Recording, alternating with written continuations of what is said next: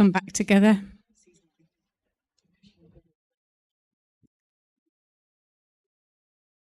And if you've joined us on the stream on Facebook or YouTube, then welcome to you this morning.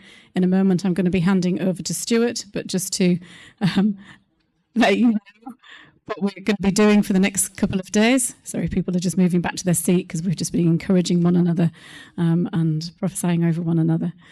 So this week, on Wednesday, it's Life Group. We're continuing the Heidi Baker series, which has been excellent so far. So can't wait for number 3. I've got the DVD pull, meant to bring it back this morning. I will remember to bring it on Wednesday. So that's... yeah, I'll have to go back for it if I forget it. So that's Wednesday at Paul's house. If you don't know where Paul lives, then just ask if you need a lift, just let me know. And that's then on Friday, we have our baby shower that we're doing for Ola and Tulu. And we're really excited to be having a baby in our church. So yeah, we're going to be all coming together. It's men and women are invited. So, it's going to be fun. We're going to have a barbecue. We're going to be doing some other things together. And then we'll probably do some things where the men do some stuff together and the women do some stuff together. Manly stuff and womanly stuff, whatever that means. But we'll be doing some stuff together as well. So it'll be fun. So that's at 6 o'clock at our house on Friday night. Don't come the wrong night because you'll end up with a whole lot of people that you don't know.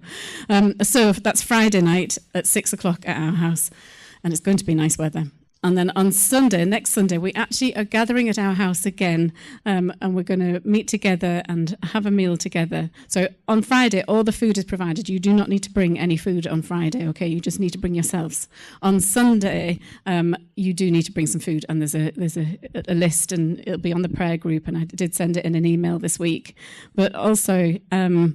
we want to have a kind of family meeting. We don't have like official church meetings or any kind of, of that stuff. We just want to gather together as a family and have a bit of a chat. We've got a few things that we need to chat to you about, just update you on, tell you about, and we want to just process some of that with you because we're family together. We don't have some heavy-handed leadership. We do this together. So we want to chat with you next Sunday. So we're going to have lunch, and then we'll just hopefully it'll be nice weather again. We'll be able to sit out in the garden and just sit and chat together. So if people are not here, please do let them know that it's really important to come next week because we will be sharing some really important stuff. And so do be there.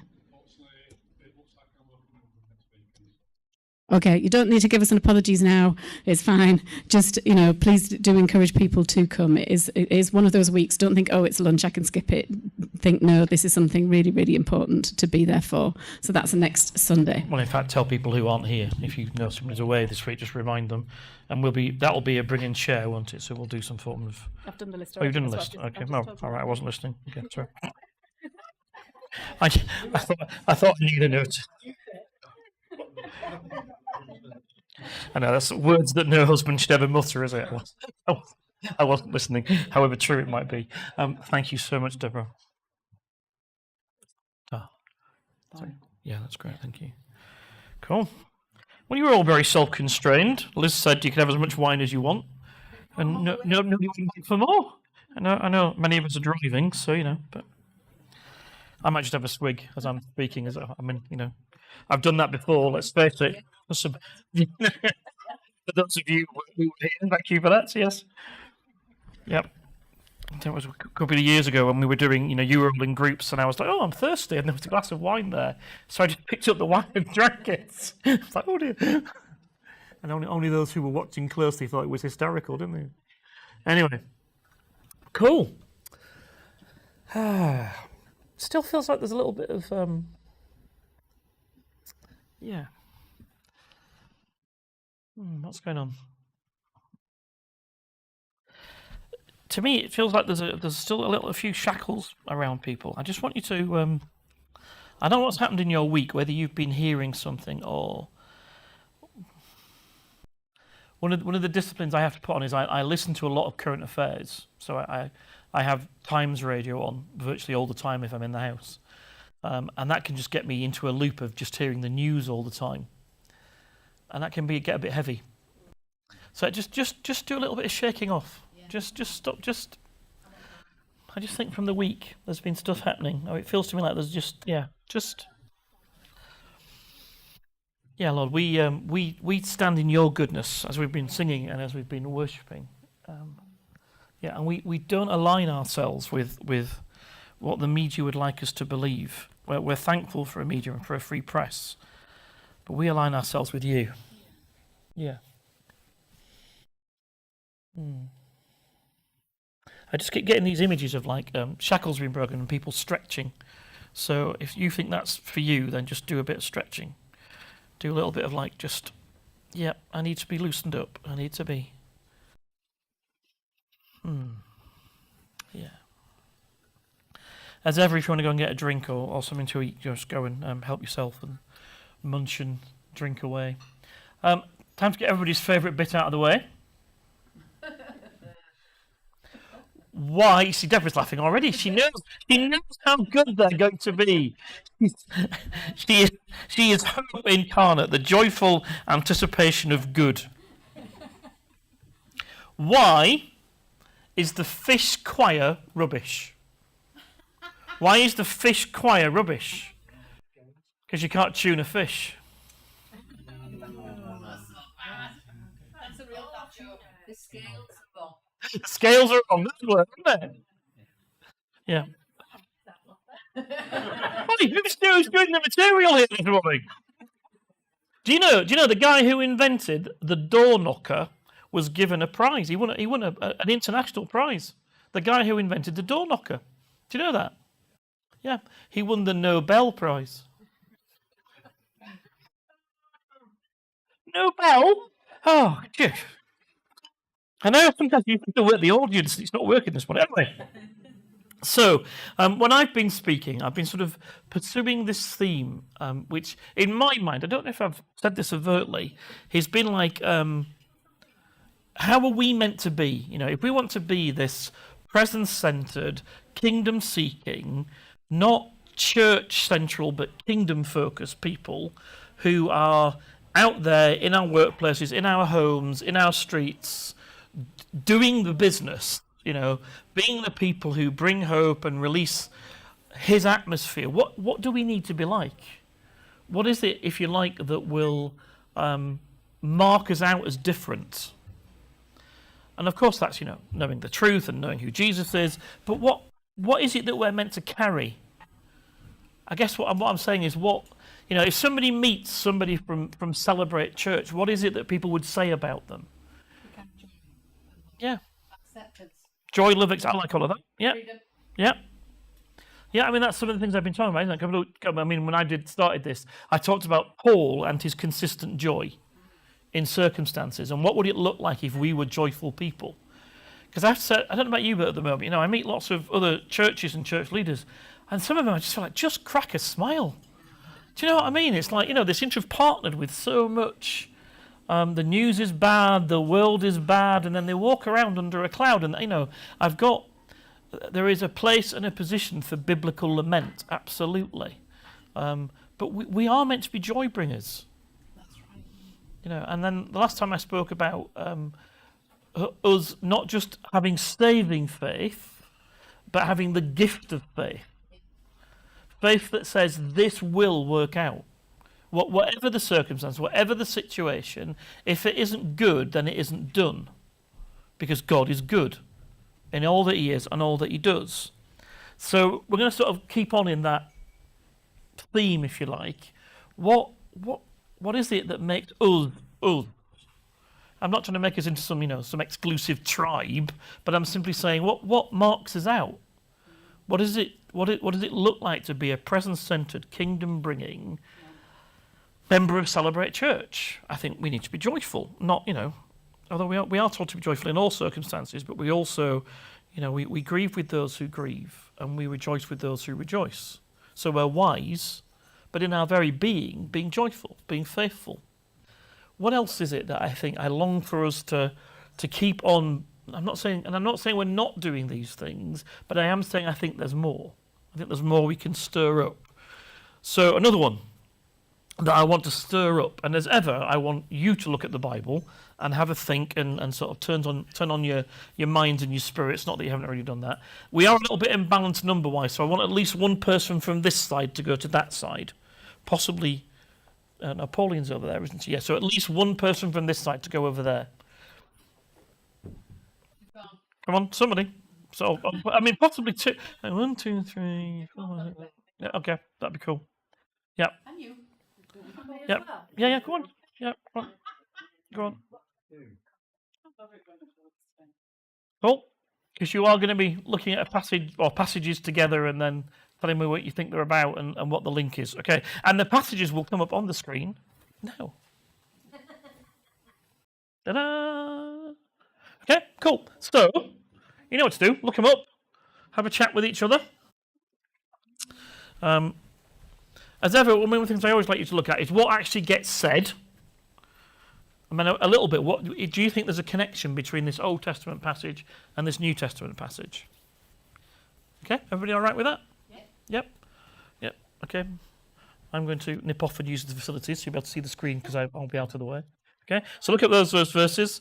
As ever, if you've got a question, a word you don't understand, if you don't want to read, but you want somebody else to read it to you, just sort of elbow somebody next to you and say, I don't know what that says or whatever, and get a bit of help. There's never any embarrassment. It's not some comprehension, you know, I'm not giving you marks out of 10 like your English teacher. It's just getting you to interact with each other and interact with the Bible with each other. Because I have this amazing idea that, you know, you guys can read the Bible and you can hear from God and you can tell the rest of us what you think he's saying. I'm not the one with all the answers. So Mac apparently is sitting by himself. He's not trying to... around you and you're just like... It's not... Oh, no. Right. So have a look.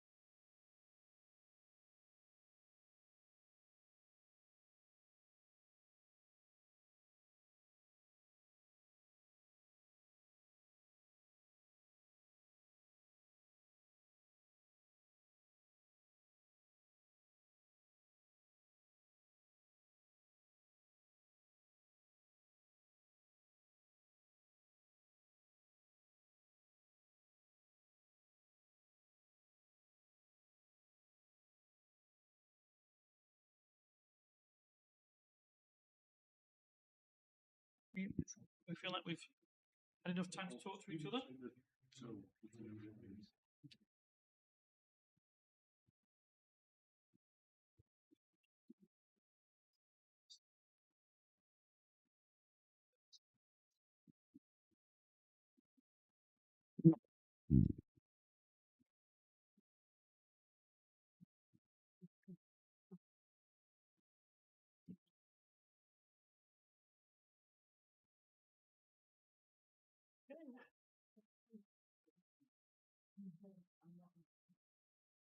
Why don't we start sharing with each other a little bit?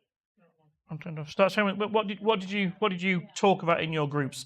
I heard some interesting points being made by both groups because I can't stand here and can hear you. What impacted you? What did you go over? Somebody come and share, and Ola will helpfully come and run and bring a microphone because it's nice like that. But Bev, I heard you say something quite interesting. You're looking surprised now. You're like, did I? You said something quite interesting about the Isaiah passage, I thought. I heard you. I just wondered if it was something about religion. I'm on the Matthew passage now, so I can't read it, but it just seemed to me that when you come to God, you think that you have to earn it or deserve it and be worthy of it. And he's saying it's free, it's undeserved, and you can come and have as much as you want, kind of. So. I mean, remember where this passage is. It's in the middle of this, what we call the songs of the servant songs. Yeah. What will the servant of God establish? He'll establish a time where you're not wasting your time and effort. Yeah. Which is what you're picking up on. That they were doing all this sacrificing and spending money on lambs and sheep and goats and everything else. And he's like, no, there will come a time when it's not like that. Yeah. You waste. Why waste your money? Trying to show off to me when you can't impress me anyway. We saw as well.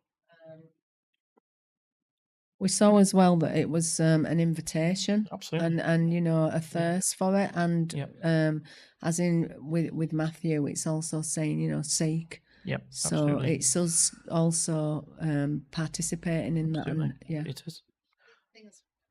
I think the thing as well for me is that it were instant. Knock and the door will be opened. Yep. You know what I mean? It wasn't wait for a few years and see if you earn it. It was an instant thing. Yep. That if you're going to give your child, you wouldn't give your child a stone, you'd give him bread. Yeah. And what more would he give us? So. Come on. Okay. Anybody else in this group got some burning point they want to add? I heard other things being said. Oh, we have loads. Well, no. Okay. Over here. How did you get on? Again, I heard John say something interesting just to, embarrass him. It doesn't mean you have to share it, John, but I heard you muttering. I was like, oh, that's an interesting point. Okay. If I must. Yeah, I was talking about the Isaiah passage about how we have need, but then that need causes us to desire and to want. Yeah. And sometimes we have to reach a point of need before we express our desire. Yeah, that's very true. And that was basically what I said, but others said other stuff. I'm not, by picking out the voices I heard, I'm not saying that other stuff that anybody else said wasn't interesting. That's the bits I heard. Other people may have said something really interesting. I wasn't nebbing in on those bits. Come on, I'm going to over here. What impacted you as you read these amazing bits of scripture? No? Yeah? I don't know what you're saying to me. Sorry, my wife's trying to give me information and I have no idea what she's saying. Cool. All right. Well, I would look and say these passages are about something, aren't they? They're about being spiritually hungry, about knowing you need something, yes, but also knowing where you will get it from. Because you can be spiritually hungry, but have no idea how to feed yourself. These passages are about, come to me and I will give you. Don't waste your money. Don't waste your time. Come to the right person. Don't go to the butcher's asking for a croissant. Go to the right source. So it's not just be hungry. It's know where you can get fed. Know who has the right stuff. These passages are about being spiritually hungry. And actually, in the Matthew passage, there's a progression. Ask, and then seek, and then knock. In other words, keep going. So if you ask and you don't get an answer, seek. And if you seek and you don't get an answer, knock. You know, James says you do not have because you do not ask. Spiritual hunger. I think there needs to be something on us about being hungry. But also knowing where we'll get fed and where we won't. What will build us up and give us strength, and what will just give us, well, I had a nice food, but it doesn't make any difference. You know, there's a world of difference between going to a McDonald's to satisfy a craving, and then half an hour later, you're hungry again. I mean, you know, they do it like that on purpose. They put monosodium glutamate in it, which is a flavour enhancer, to make you want to go back and get more, because it doesn't satisfy. Actually, if you want a definition in the Isaiah passage, why spend money on food that doesn't satisfy? You could, why spend money on McDonald's? It doesn't satisfy. No. But spiritually, because there are lots of people and lots of sources, I think, at the moment where we could give our attention. That doesn't mean all of them will feed us. Because in this media age, you can listen to thousands of sermons, and we got an email from somebody saying, "Oh, listen to this prophetic word," and honestly, I listened to it and was like, "Yeah, there's no in that." Yeah. Just because somebody sent it to me doesn't mean it's going to feed me. I'm meant to learn to eat the meat and spit out the bones. Be spiritually hungry, and of course, earlier in the Sermon on the Mount, which Matthew 7 passage comes from towards the end, there's the famous words. In the middle of what we call the start of the Beatitudes. Blessed are those who hunger and thirst for, Evelyn's topic from a couple of weeks ago, righteousness. Do you like my picture? Yeah. I thought that was a fun picture. Who hunger and thirst for righteousness. For the God who is right, does right, and wants right, and who puts us in the right. God is looking for people who are hungry. Blessed, the word blessed, very simply, just means happy. Yeah. It means happy. Happy are those who know they need something, who live hungry, even when they've been well fed. We're to hunger and thirst for righteousness, for God's presence and power, God's rightness to be made real. That's what we're meant to go after. God is looking for people who are hungry, who want just not more of him, but want more from him for everybody else. I do think that's one of the things we should carry. Because if we're going to represent him, come to me, all of you who are thirsty, we should be well quenchers. Yeah. I.e., we should be the people where other people can say, I'm really thirsty. I'm thirsty for somebody to encourage me. I'm thirsty for somebody to build me up. I'm thirsty for somebody just to give me some good news. Yeah. I can do that. Yeah. That's who I am. That's what I carry. Because I've learnt to be hungry, but I've also known where I get fed, so I'm resourced, so I can make a difference. Staying hungry, which is different from being dissatisfied. I'll talk about that in a minute. Staying hungry is vital for us as individuals and as a church. Hunger is the opposite of what is incredibly present in our society, pride. And pride doesn't just mean people walking around saying, "Oh, I'm so wonderful." Pride says, "I've got the answers." It says, I don't need input from somewhere else. It says, "I've got the answers," which is what our society is full of. We can work it out. Technology will give us an answer. We'll get a better government, and that'll be the answer. I do believe God works through those things. I'm not trying to put those things down. But to think that we're going to make things better, God is the one who brings the answers. God is the one who wants to reconstitute society around his standards. And yes, he speaks to us and through us, but hunger is the opposite of pride. And it's entirely possible to be spiritually proud. I'm in the church that goes after the Holy Spirit. My church is lively.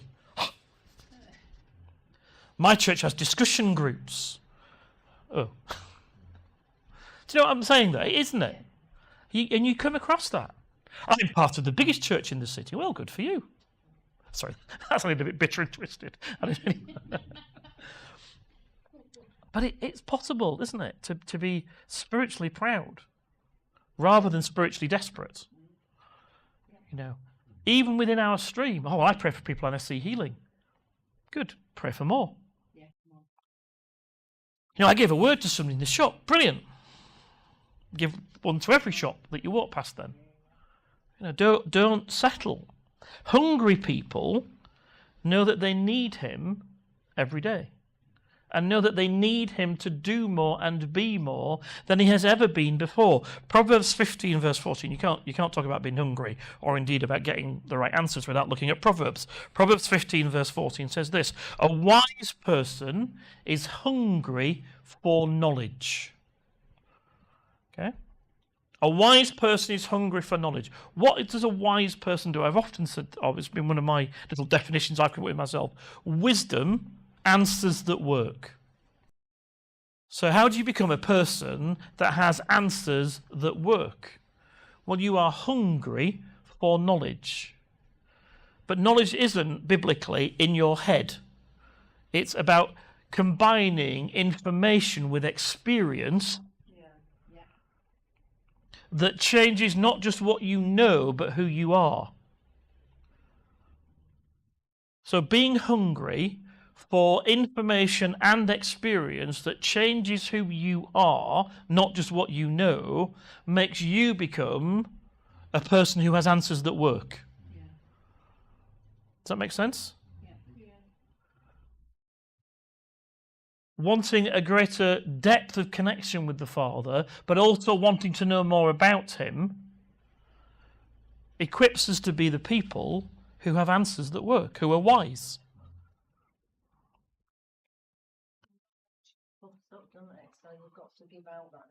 Absolutely.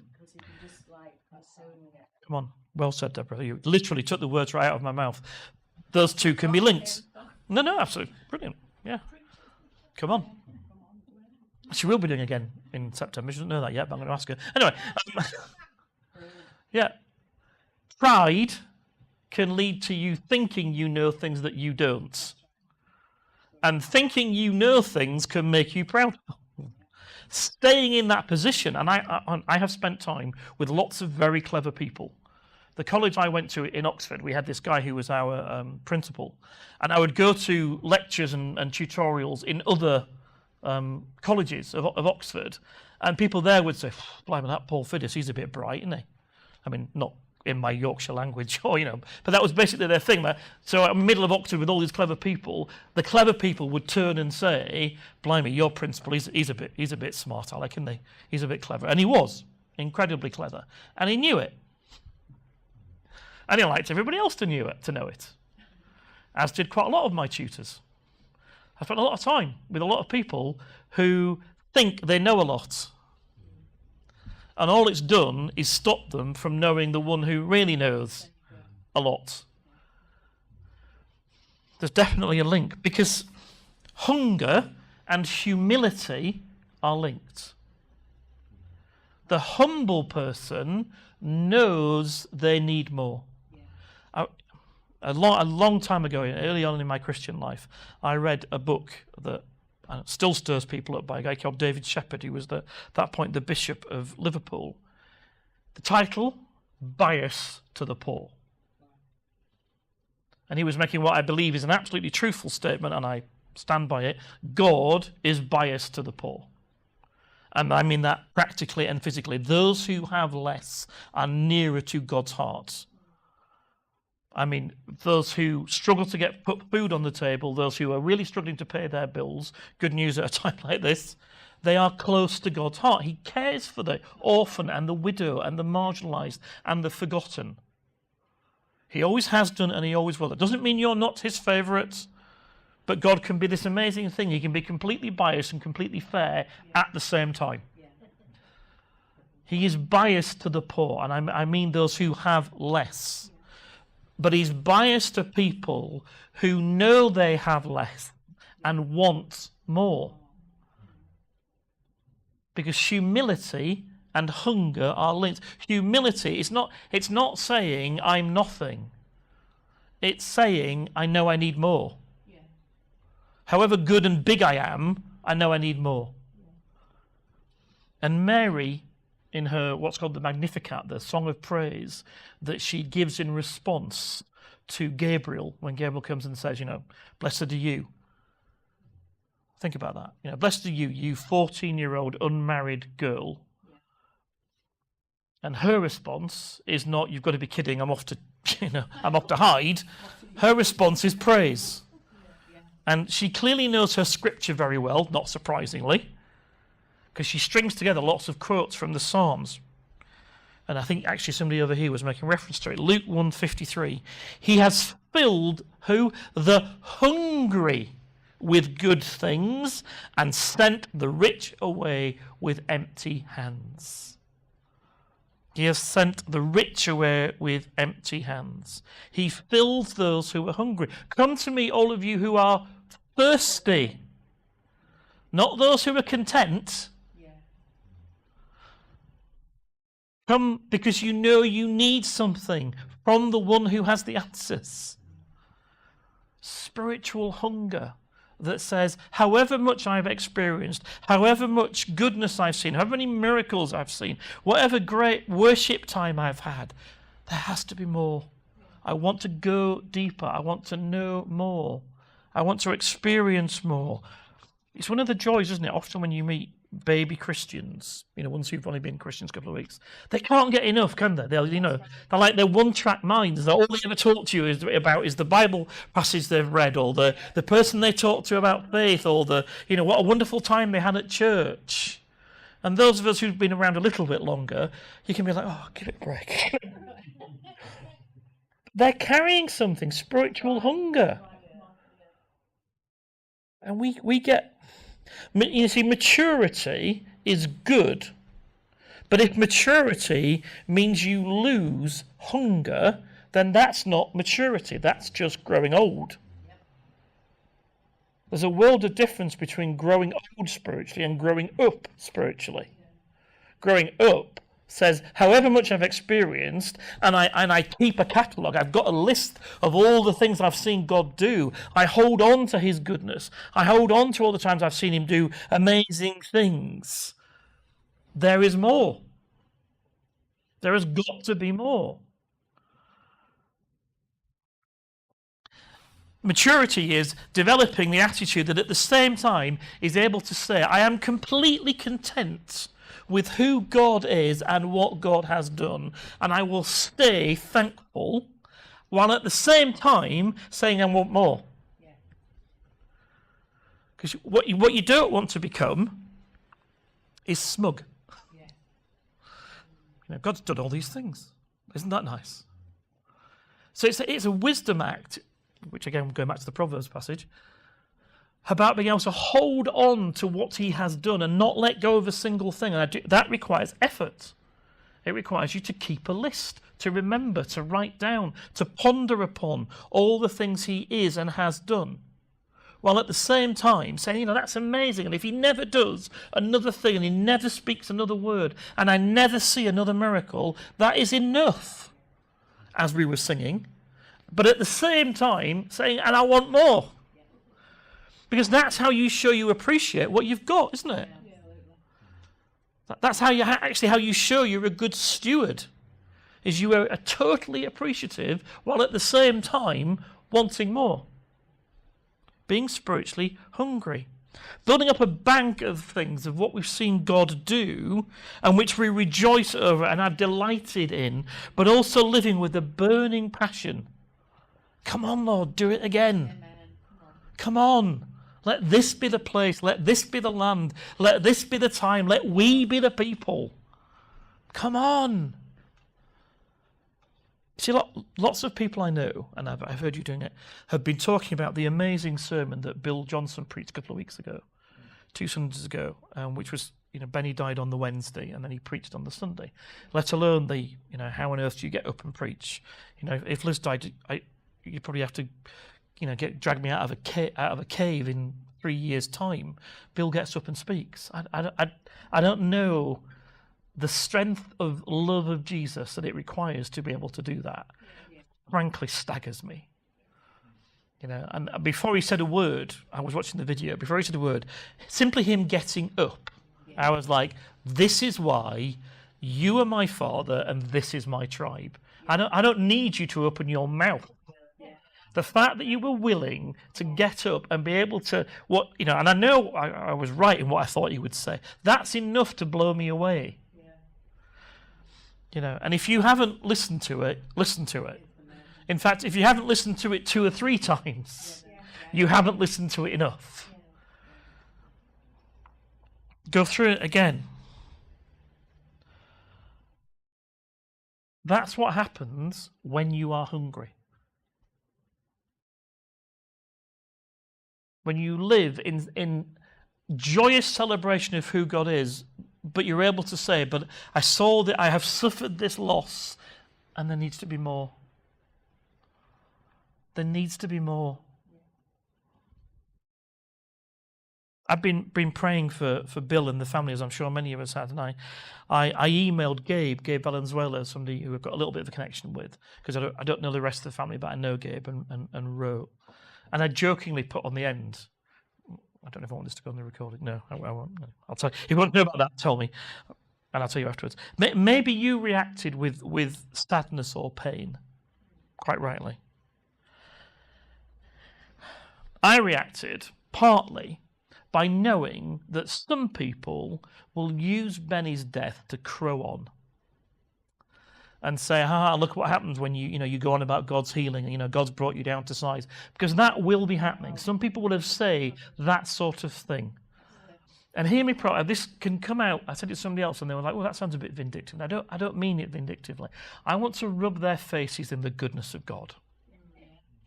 Not nastily. I mean, the only thing that will change that sort of opinion is the goodness of God, of experiencing God's goodness. And how do we get deeper in God's goodness? We're hungry.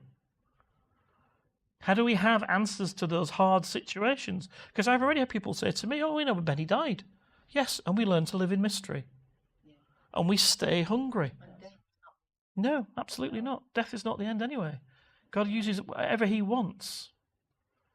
And that's a whole separate talk I could give about actually death at the right time in the right place is part of his healing. And the reaction from some seems to have been, let's not pursue miracles anymore then. I'm like, to quote somebody who I would rarely quote, or indeed want to be associated with, if you know where this quote comes from, you turn if you want to. I'm not for turning. Yeah. This is a time for hunger. This is a time to say there has to be more. Yeah. So how do you get hungry? How do you stay hungry? How do you get hungry again, maybe when you become a bit too settled, too content with what we've got? Well, maybe this is just me thinking practically about how I get, how I get physically hungry. Remembering a good meal makes me hungry. Yeah. Who's been to this is going to sound like an advert. Who's been to the classic Persian grill on Little Horton Lane? Yeah. Every time we drive past there, my mouth waters. If you've not been, the food is wonderful. It's just absolutely amazing. And the service is great as well. I love it's an uncle and these 2 nieces who run the place, and it's just a lovely atmosphere. They're Farsi speaking and they're so gentle, but the food is wonderful. And now my mouth's watering, thinking about the quality of the lamb fillet kebabs that they do that are just gorgeous. When I remember what God has done and I remember how good it was, actually that can stir our hunger, can't it? I remember when you did this. Okay, great, do it again. Remembering, staying in place. And there's a difference. Dissatisfaction is that wasn't good enough, replace it. Hunger is that was amazing, I want it again. And we have a society that's rampant with dissatisfaction, but actually who know nothing about hunger. Hunger that comes from appreciation of something that's been good that you want again. So do that. Dwell on God's goodness. Think about the breakthroughs. Think about the times you've experienced him in worship.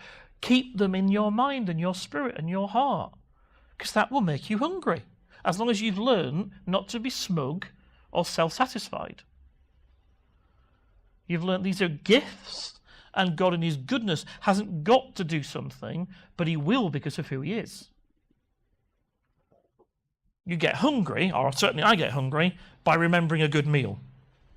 I get hungry when I hang out with hungry people. I do. Yeah, if somebody next to me starts talking about a big, juicy steak or some lovely homemade vegetable thing, I can't think of any lovely homemade vegetable thing, if I'm honest. But that's because, actually, your cheese and onion pie is very nice. I remember that. Your soup's good as well. Thank you. Isn't that a vegetable? No, I know. Steaks are just better, though, aren't they? I mean, I'm with Bill Johnson on other occasions. If you see me at a salad bar, rescue me. I've been kidnapped. I'm like, absolutely. If I stand here and I start talking about a wonderful meal, with a lovely bottle of wine and what a lovely atmosphere it was, and how wonderful the service was, and how flavoursome the food was, and how creamy and rich and sweet the pudding was, who's hungry now? When you hang out with other people who talk about the goodness of God, who share stories with each other about God's goodness, it makes you hungry, doesn't it? So do that. Share stories with each other. Why don't you, when you walk through, why don't you look for something and say, tell me what God did for you this week. Yeah, no. Let me tell you what I saw God do this week. That would stir hunger in people. In us, wouldn't it? When we hold on.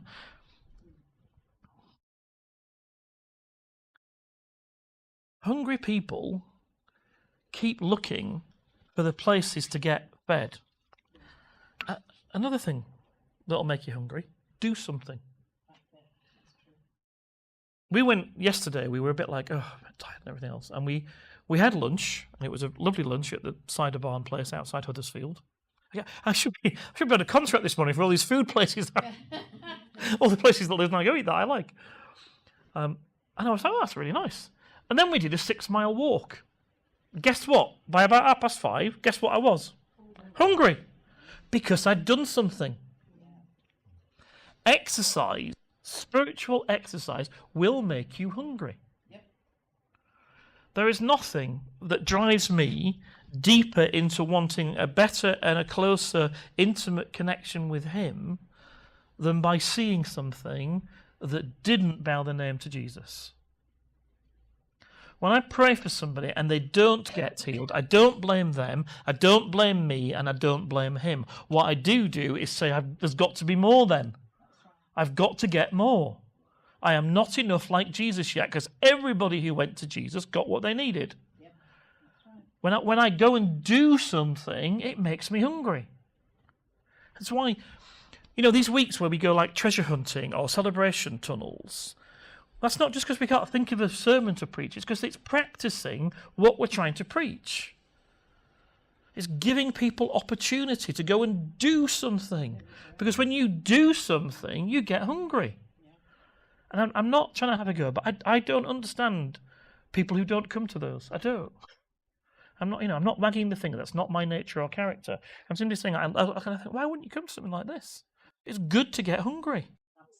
And then, I know we've all got commitments, and that's the whole point about invitation, not expectation. So I am not, I don't keep a register. I'm not like, they never come. I'm not doing that. But I'm simply saying we do these things because church should be about growing you in him. Well, so we give you opportunity to go and get some spiritual exercise. So come and join in. And it's hard work. And it's embarrassing. And it's scary. So what? So what? And when we do these things on the street, people are with me like, you find it so easy. No, I don't.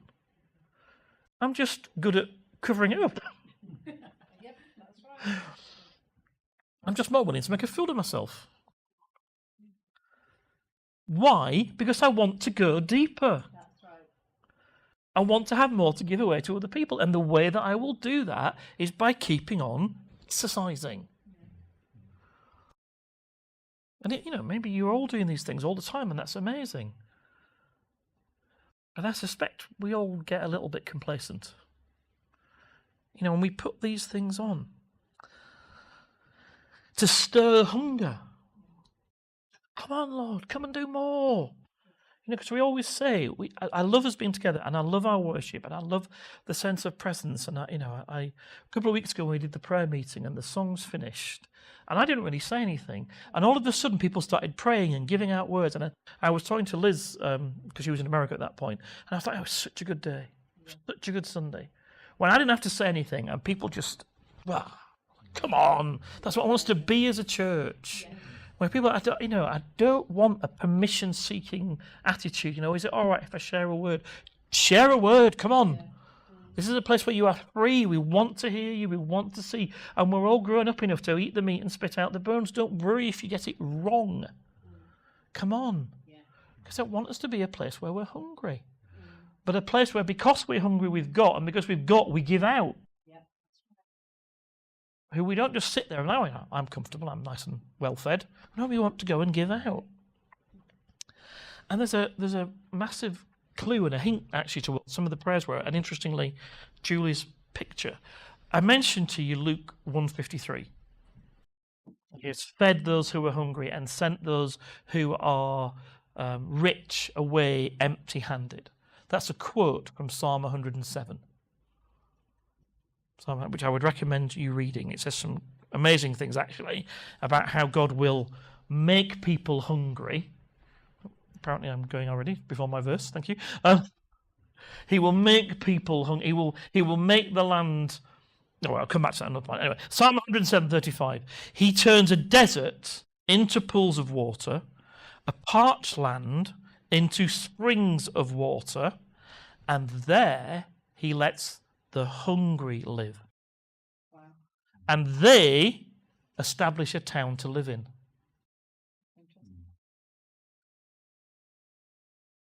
He turns a desert into pools of water, a parched land into springs of water, and there he lets the hungry live. He brings life to broken places. Remember, Israel is hot, very hot. No water, no life. Yes? So he brings resources to the places that need it. Yes? Yeah.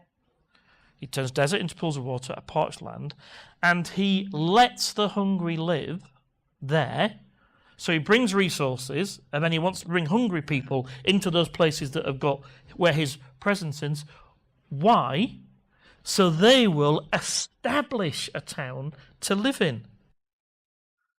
In other words, if we are hungry, God will bring resources to the areas that seem dead and lifeless. That's great, but that's not the end. The hungry get to establish the town to live in. Establish, as in design and lay out. The hungry get to dictate how life is lived. Because they get to establish the town. They get to set where the streets are. They get to set where the signs are. They get to set how life is done in that area. How do we set the atmosphere of Bradford and Leeds and Huddersfield?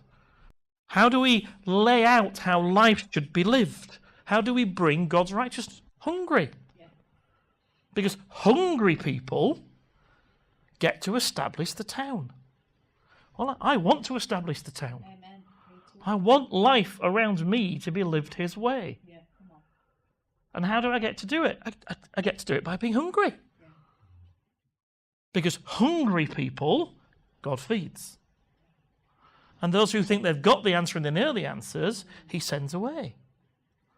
Mary knows her psalms. She knows what she's singing of. I don't think it's any surprise that in the psalm that she's quoting, responding to the gift of the one who will set life as it should be, contained in that same psalm, the hungry get to live in the places and they get to establish. What would it be like for the church to be full of hungry people? And because they are hungry, because they are pushing into him and for him and bringing his resources, they get to set the atmosphere of where they are. Workplaces, schools, homes, hospitals, houses, streets. Come on. I don't just want to be hungry for me. I want to be hungry for them.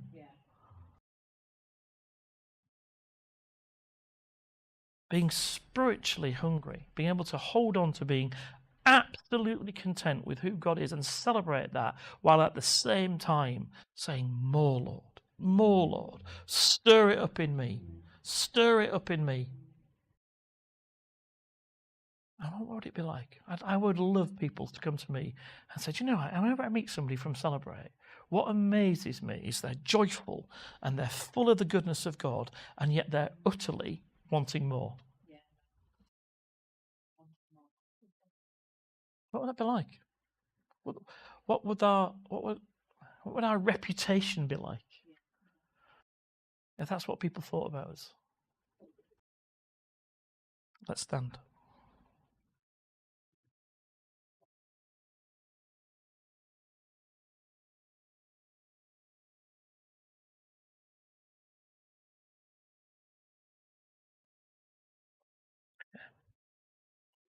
So, I suggest things. Is you've got to make your own choices about how you want to respond. But if you want to be hungry or hungrier, tell him. Ask, seek, and knock. Come to me, all who are thirsty. Tell him. Tell him, I want to be hungry. And if the stuff that, if you've got a bit content in some area, you think, or maybe there's some blockage, say, Lord, okay, point it out. Point it out. Where have I got a bit too self-satisfied? Where have I got a bit smug somewhere? Make me hungry. Make me hungry. Make me somebody who instills hunger in others. So you start speaking that out now. You start saying to him, and it might be in your own heart, or it might be out loud. Make me hungry. Make me hungry. I want to remember all the times you've done something so that it inspires me to want more. I want to hang out with people who are hungry, and I want to be the person who is hungry that inspires hunger in others. Yeah. I want to be completely content and utterly wanting more at the same time. Because I want to establish the city. I want to see the kingdom come. I want to see life lived your way. Yeah, I want to see your goodness established in the land of the living. Thank you, Father. Thank you, Father. Yeah.